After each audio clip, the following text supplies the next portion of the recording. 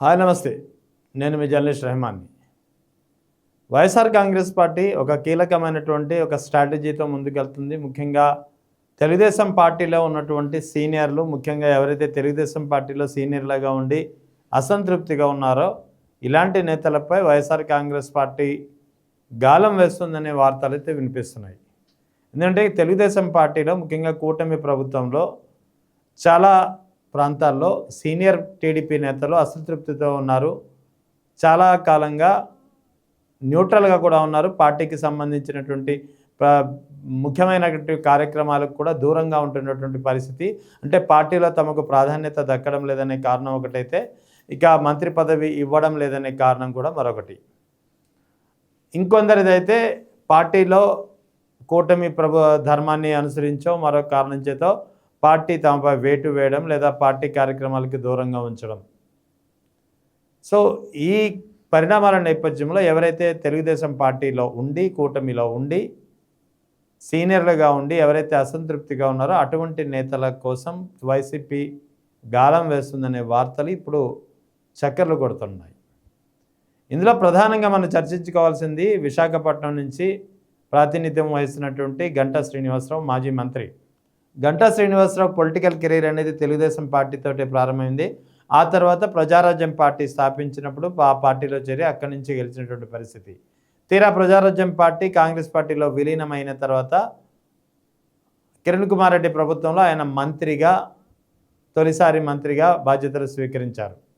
ఆ తర్వాత 2014-19 మధ్యలో కూడా అదే విశాఖపట్నం నుంచి ఎన్నికై విశాఖపట్నం జిల్లా నుంచి ప్రాతినిధ్యం వహించి మరోసారి మంత్రిగా తెలుగుదేశం ప్రభుత్వంలో పనిచేసినటువంటి పరిస్థితి. అంటే ఒకసారి కాంగ్రెస్ హయాంలో మంత్రి పదవి, రెండోసారి తెలుగుదేశం ప్రభుత్వ హయాంలో మంత్రి పదవి.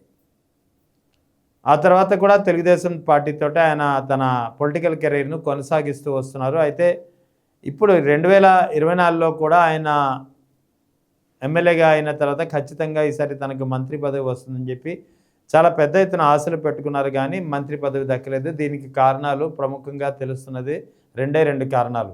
స్వయాన ఈయన వియ్యంకుడు మంత్రి నారాయణ కూడా క్యాబినెట్లో ఉండడం ఒక కారణం అయితే, ఈయన సామాజిక వర్గమైనటువంటి కాపు సామాజిక వర్గానికి ఇప్పటికే క్యాబినెట్లో పెద్దపీట వేశారు.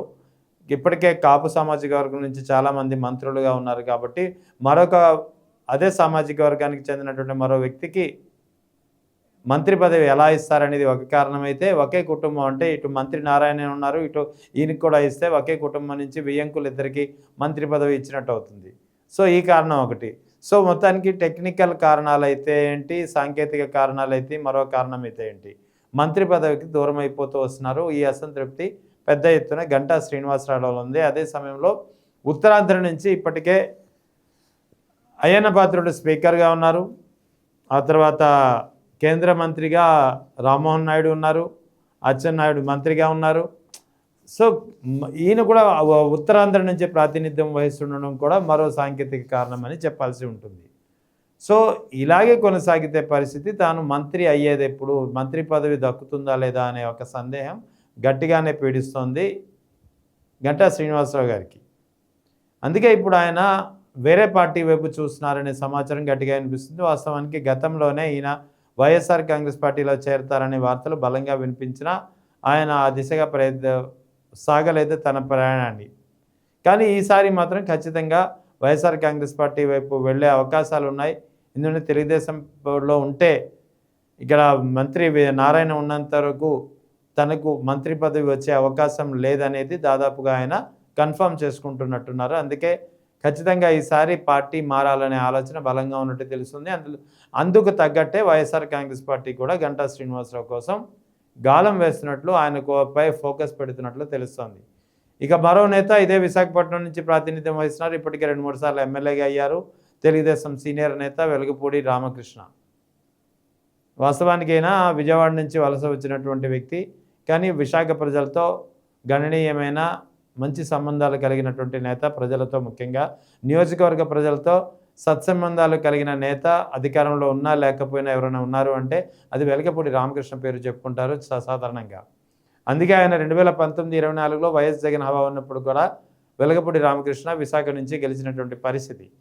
సో అది అంత సీనియర్ నేత అయ్యుండే కమ్మ సామాజిక వర్గాన్ని నుంచి ప్రాతినిధ్యం వహిస్తున్న ఆయనకు కూడా మంత్రి పదవి లభించలేదు. సో ఆయన కూడా అసంతృప్తిగా ఉన్నారు. పార్టీ కార్యక్రమాలకి పెద్ద ఎత్తున పాల్గొనే పరిస్థితి కనిపించడం లేదు.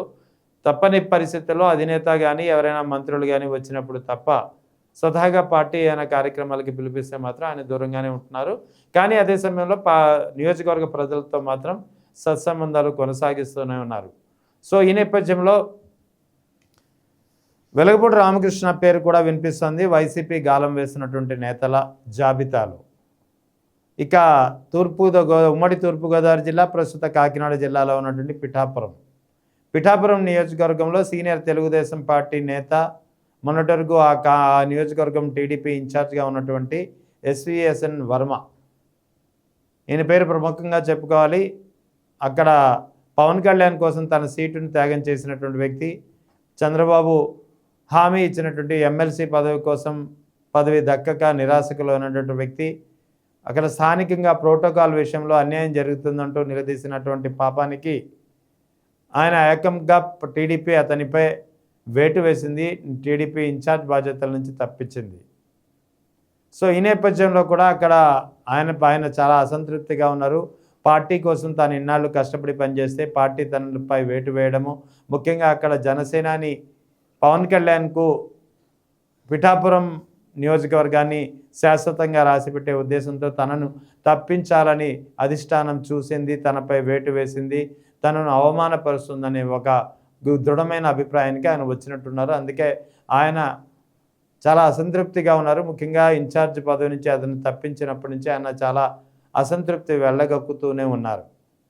సో ఈ నేపథ్యంలో కూడా ఎస్విఎస్ఎన్ పేరు వినిపిస్తుంది. ఇంకా పిఠాపురం నియోజకవర్గానికి కూడా అటు వైఎస్ఆర్ కాంగ్రెస్ పార్టీకి వర్మ లాంటి వ్యక్తుల అవసరం ఎంతైనా ఉంది. ఎందుకంటే పిఠాపురం నుంచి గత ఎన్నికల్లో పోటీ చేసి ఓడిపోయినటువంటి వంగా గీత తిరిగి కాకినాడ ఎంపీగానే పోటీ చేసే అవకాశాలు స్పష్టంగా ఉన్నాయి. కాబట్టి పిఠాపురం అనేది వైఎస్ఆర్ కాంగ్రెస్ పార్టీకి ఒక వేకెన్సీ, ఒక వాక్యూమ్ ఉంది. కాబట్టి ఆ వాక్యూమ్ను వర్మ ద్వారా భర్తీ చేసే ఆలోచనలో వైఎస్ఆర్ కాంగ్రెస్ పార్టీ ఉందని తెలుస్తోంది.